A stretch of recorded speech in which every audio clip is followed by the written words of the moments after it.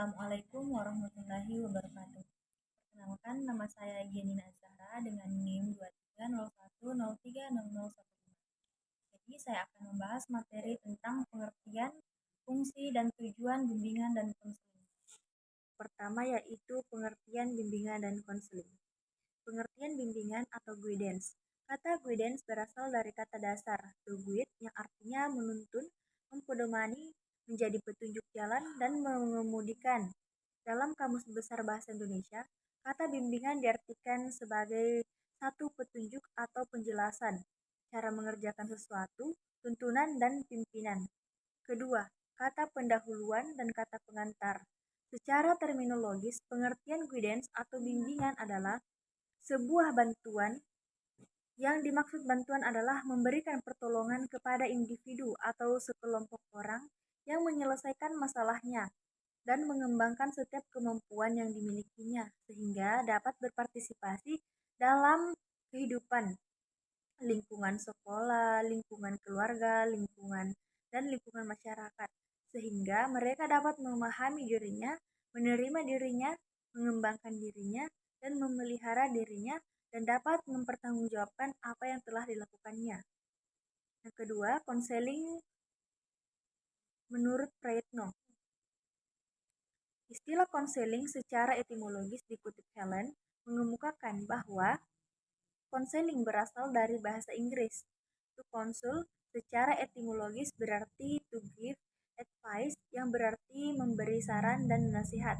Sedangkan secara terminologis, konseling merupakan suatu bantuan yang diberikan konselor kepada konseling secara face to face dengan wawancara atau diskusi untuk memberikan solusi-solusi terhadap masalah-masalah yang dihadapi oleh konseling agar dapat aktif dalam lingkungan, baik lingkungan sekolah, lingkungan keluarga, lingkungan kerja, dan lingkungan masyarakat, sehingga menjadi pribadi yang utuh, psikis maupun sosial.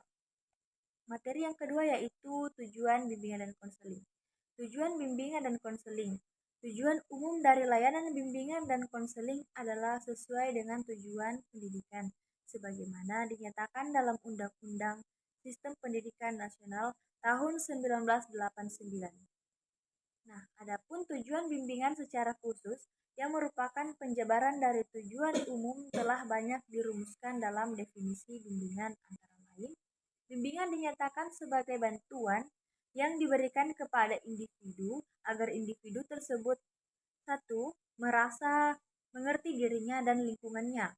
Yang kedua, mampu memilih, memutuskan, dan merencanakan hidupnya secara bijaksana, baik dalam bidang pendidikan, pekerjaan, dan sosial pribadi. Yang ketiga, mengembangkan kemampuan dan kesanggupan secara maksimal. Yang keempat, memecahkan masalah yang dihadapi secara bijaksana. Yang kelima, mengelola aktivitas kehidupannya, mengembangkan sudut pandangnya, dan mengambil keputusan serta mempertanggungjawabkannya. Dan yang terakhir, memahami dan mengarahkan diri dalam bertindak serta bersikap sesuai dengan tuntutan keadaan lingkungannya. Nah, tujuan bimbingan konseling yang terkait dengan aspek akademik belajar adalah satu, memiliki kesadaran tentang potensi diri dalam aspek belajar dan memahami berbagai hambatan yang mungkin muncul dalam proses belajar yang dialaminya sehingga lebih terarah dalam proses pencapaiannya. Yang kedua, memiliki sikap dan kebiasaan belajar yang positif seperti kebiasaan membaca buku, disiplin dalam belajar, mempunyai perhatian terhadap semua pelajaran dan aktif mengikuti semua kegiatan belajar yang diprogramkan di sekolah sebagai suatu proses. Yang ketiga, memiliki motif yang tinggi untuk belajar sepanjang hayat. Yang keempat, memiliki keterampilan atau teknik belajar yang efektif seperti keterampilan membaca buku, menggunakan kamus, mencatat pelajaran, dan mempersiapkan diri menghadapi ujian.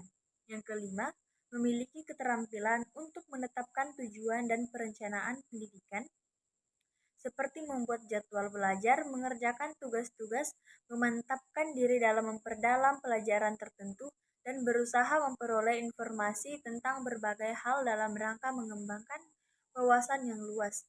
Yang keenam, memiliki kesiapan mental dan kemampuan untuk menghadapi ujian. Adapun materi terakhir yaitu fungsi bimbingan dan konseling. Fungsi pertama yaitu fungsi pemahaman. Fungsi pemahaman bimbingan konseling membantu konseli agar memiliki pemahaman terhadap dirinya berupa kelebihan atau potensinya dan kekurangan dalam lingkungan pendidikan, pekerjaan, dan norma agama. Yang kedua, fungsi pencegahan atau preventif, yaitu fungsi yang berkaitan dengan upaya konselor untuk senantiasa mengantisipasi berbagai masalah yang mungkin terjadi dan akan terjadi dan berupaya untuk mencegahnya supaya tidak dialami dan dirasakan oleh konseling. Yang ketiga, fungsi pengembangan, yaitu fungsi bimbingan dan konseling yang sifatnya lebih proaktif dari fungsi-fungsi lainnya. Konselor senantiasa berupaya untuk menciptakan lingkungan yang kondusif, baik itu di lingkungan keluarga, lingkungan sekolah, dan lingkungan masyarakat, yang dapat memfasilitasi perkembangan konseling. Yang keempat, fungsi penyembuhan, yaitu fungsi bimbingan dan konseling yang bersifat kuratif. Fungsi ini berkaitan erat dengan upaya pemberian bantuan kepada konseling yang telah mengalami masalah, baik menyangkut aspek pribadi, sosial, maupun karir mereka. Bagaimana seorang konseling dapat menyelesaikan persoalan-persoalan tersebut, baik masalah dalam keluarga, masyarakat, atau sosial maupun masalah karir mereka. Yang kelima, fungsi penyaluran, yaitu bimbingan dan konseling dalam membantu konseling memilih kegiatan ekstrakurikuler seperti olahraga, keterampilan lain, dan lain sebagainya. Kemudian dapat juga dilakukan dengan memilih jurusan atau program studi yang sesuai dengan keterampilan atau pengetahuan tentang hal yang disenangi atau diminati dan memantapkan penguasaan karir atau jabatan sesuai dengan minat bakat, keahlian-keahlian, dan ciri-ciri kepribadian yang dimiliki oleh konseli.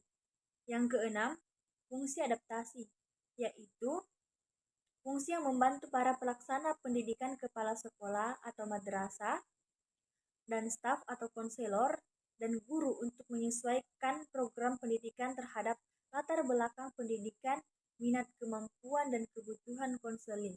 Yang ketujuh, fungsi penyesuaian, yaitu fungsi bimbingan dan konseling dalam membantu konseling agar dapat menyesuaikan diri dengan lingkungannya secara dinamis maupun konstruktif. Dengan demikian, konseli dapat melakukan aktivitas normal yang berlaku di lingkungan mereka, baik itu di lingkungan keluarga, lingkungan sekolah, maupun lingkungan masyarakat. Yang kedelapan, fungsi perbaikan, yaitu fungsi bimbingan dan yang kedelapan yaitu fungsi perbaikan. Fungsi perbaikan yaitu bimbingan dan konseling membantu konseli sehingga dapat memperbaiki kekeliruan dalam berpikir, bertindak, atau berkehendak. Konselor melakukan intervensi yaitu memberikan perlakuan terhadap konseli supaya memiliki pola pikir yang sehat, rasional, dan memiliki tempat yang tepat dan benar sehingga dapat mengantarkan mereka kepada tindakan atau kehendak yang produktif dan normatif. Yang kesembilan, fungsi fasilitas, yaitu memberikan kemudahan kepada konseling dalam mencapai pertumbuhan dan perkembangannya yang optimal, serasi, selaras, dan seimbang seluruh aspek dalam diri konseling. Yang 10 terakhir, fungsi pemeliharaan, yaitu fungsi bimbingan dan konseling untuk membantu konseli supaya dapat menjaga diri dan mempertahankan situasi kondusif yang telah tercipta dalam dirinya. Sekian pemaparan materi dari saya ucapkan terima kasih. Wassalamualaikum warahmatullahi wabarakatuh.